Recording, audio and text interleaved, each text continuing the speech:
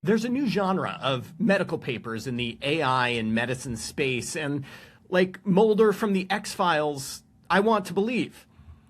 The theme of these papers is something like LLMs aren't going to replace good doctors, and that's very reassuring for this doctor who definitely does not want to be replaced by a friendly AI. But if I'm honest with myself, my belief in human supremacy here is being shaken.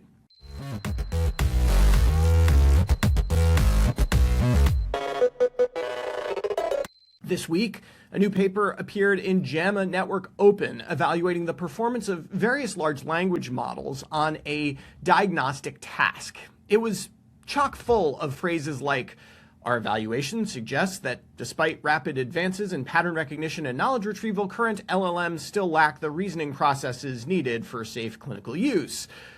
That's reassuring. It also states, quote, "The promise of LLMs in clinical medicine lies in their potential to augment, not replace, physician reasoning." Perfect. I'm happy to be augmented. I would rather not be replaced. But then I read through the study, and frankly, I'm more worried now than ever. Let me break it down for you. Researchers evaluated 21 off-the-shelf large language models, including all the major players, ChatGPT, Claude, DeepSeek, Grok, Gemini, across 29 clinical vignettes from the MSD manual. The key innovation of this study over prior evaluations is how these vignettes are structured. Other studies evaluating LLMs often present an entire case and simply ask, what's the diagnosis? But that's not how these clinical vignettes work. Instead, they develop iteratively.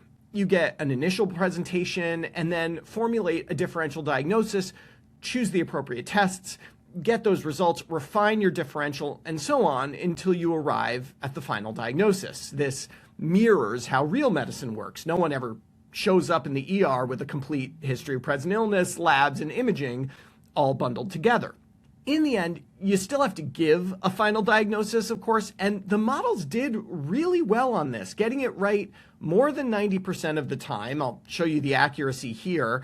It looks like DeepSeek edged out the others, but these are all pretty darn close and almost always hit the mark. One of the major limitations is that the authors don't include any human comparison data in their study.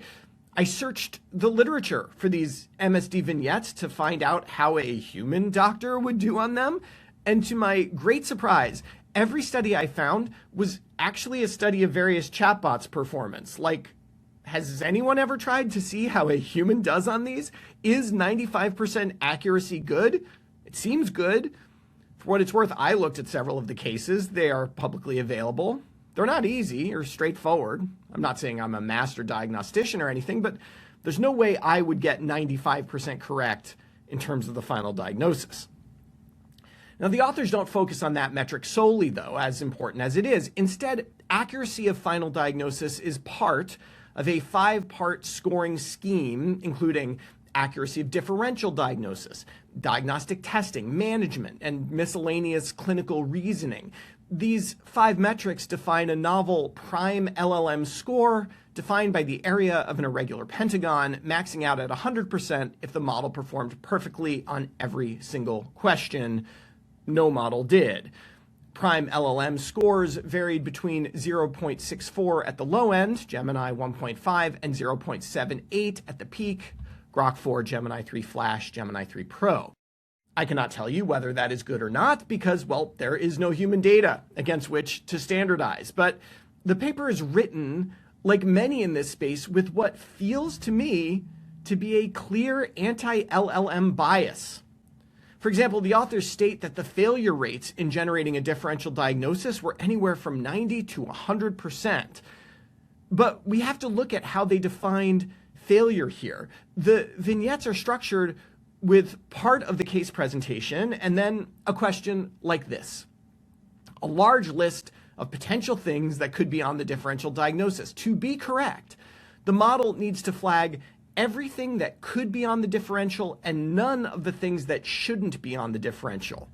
They're clearly not good at this, but I'm not sure how good any of us would be at that. There are other ways it feels like the models were hamstrung to me. Models with reasoning capabilities had reasoning turned off if that option was available. Models that could access the internet were not allowed to access the internet. I suppose this was to level the playing field, but it seems to me like these are some of the potential strengths of an AI diagnostician. On the other side of the coin, the authors acknowledge that they can't be sure these MSD questions weren't already part of the model training set, in which case all of these responses are suspect, no matter what. Although if this was all just regurgitating training data, you would think the models would nail that highly tricky differential diagnosis question. Basically, what we have here is a set of questions that, whatever the initial purpose of their design, have basically been turned into a standard LLM benchmark. We can thus compare LLMs to each other on this metric, but without standardized human data, we have no idea how they are performing compared to regular doctors. And that 95% accuracy in final diagnosis is nothing to sneeze at. I'd be surprised if any of us could do as well. So here's how I see the future unfolding. Soon, patients will demand that an AI agent, perhaps one trained specifically for the purpose, reviews the diagnosis and management plan made by the physician.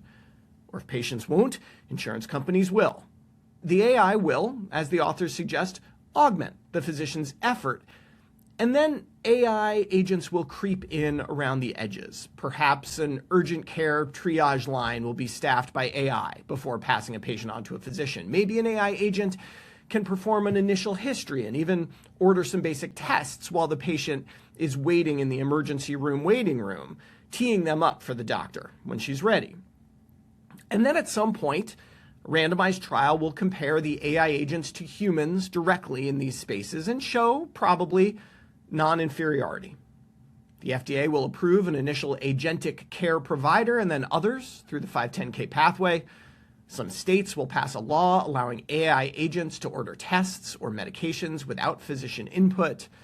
There will still be doctors around, of course, but fewer and in more oversight roles.